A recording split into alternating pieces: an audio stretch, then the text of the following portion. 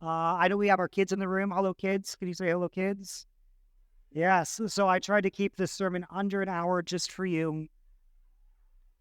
So let's get started. I want to tell three stories this morning, a personal story and then two Jesus stories, and try my best to tie them together. When I was 6 years old, I was living in a car with my biological mother, Tony, up in Seward, Alaska, a tiny little port town, sometime in the fall, late fall. It was cold. Our car was our source of home, transportation, heat, shelter.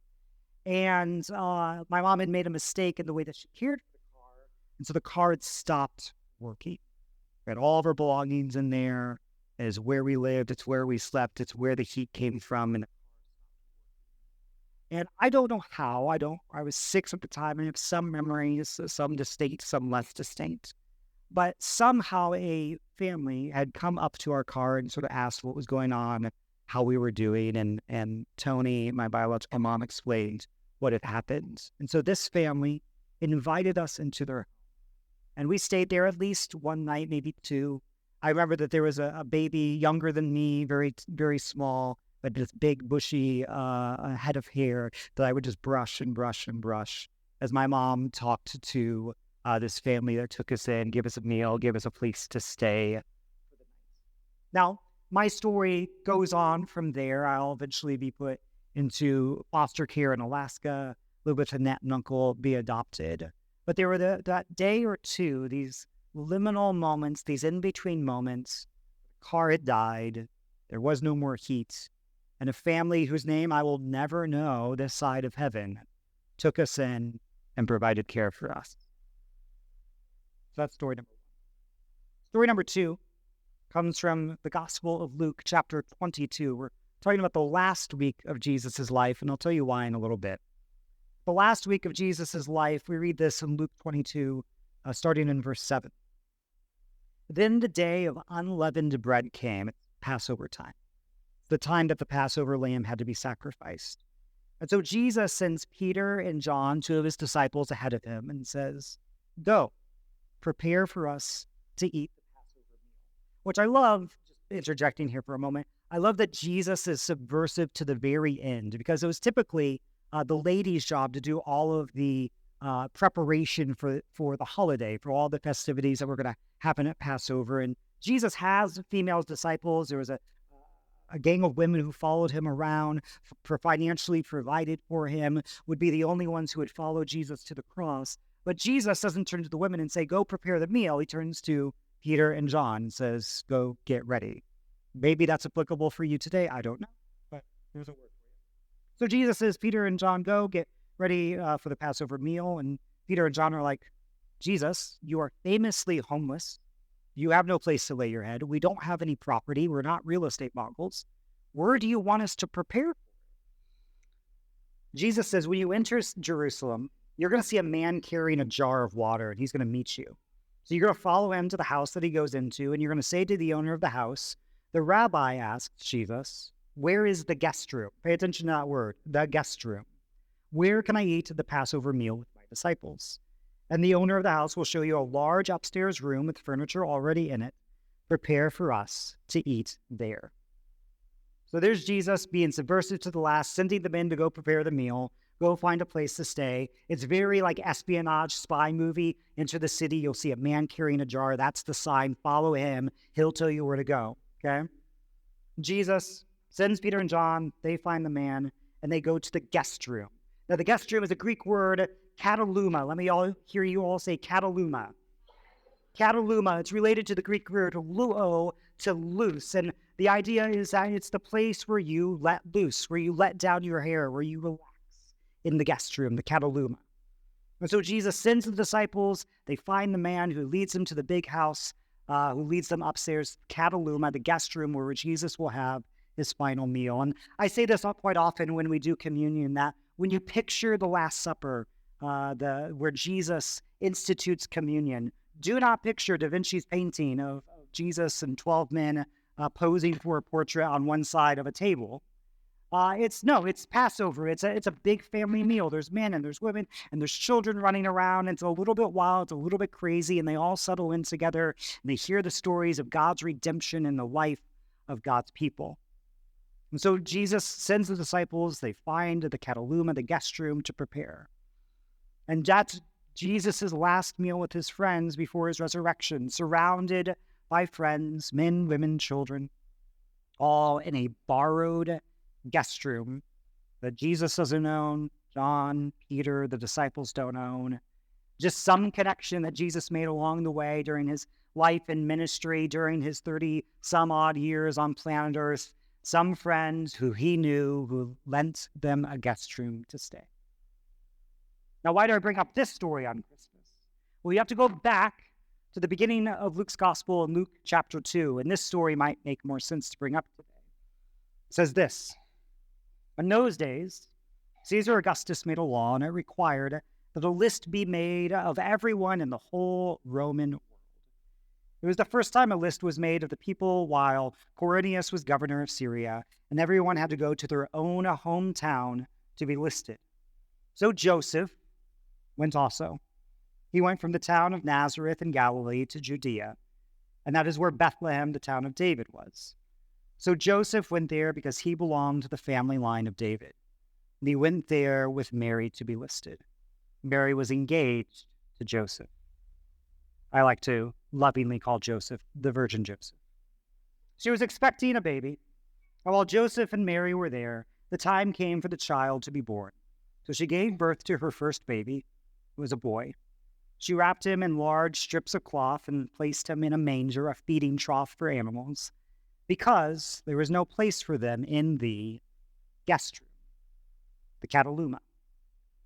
Now, you may have grown up hearing the story a little bit differently. Maybe Charlie Brown Christmas presented it something a little bit different than what I just read to you, about there being no room at the, what's the usual word?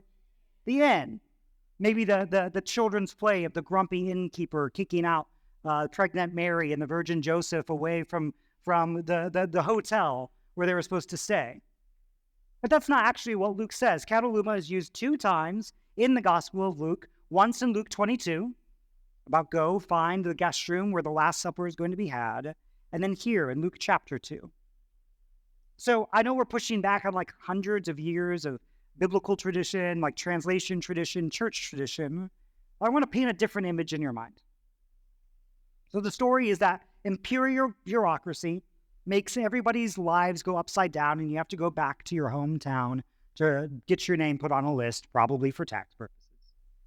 Joseph and Mary, their lives are already turned upside down due to an unexpected pregnancy, are forced to travel.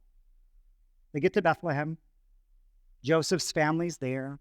They get to Cuz's house. Hey, Cuz, how's it going? Yeah, we're here for the same federal bureaucracy as like everything else that goes on. But the guest room is full. The kataluma is full. Most places had some place where family could expect to be able to stay.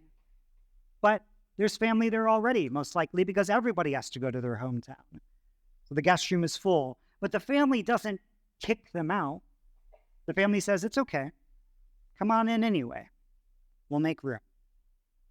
Now, the place where they have to make room is at the center of a Mediterranean home. So a Mediterranean home, if you go look at so you can see some of them today, you can go look at archaeology, you have it built around a courtyard.